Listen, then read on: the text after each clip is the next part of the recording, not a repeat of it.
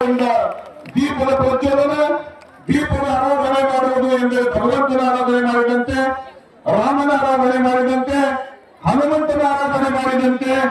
ದೀಪ ಜ್ಯೋತಿ ಪರಂಬ್ರಹ್ಮ, ದೀಪ ಜ್ಯೋತಿ ನಿನಾದನಂ, ದೀಪ ಹತುಮೇ ಪಾಪಂ ದೀಪ ಸಾಧನ ನಮಸ್ತುತೆ.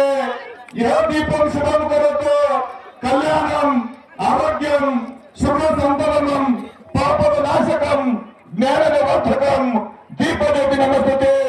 ಜೈ ಶ್ರೀರಾಮ್, ಜೈ ಶ್ರೀರಾಮ್, ಜೈ ಶ್ರೀರಾಮ್, ಜೈ ಶ್ರೀರಾಮ್.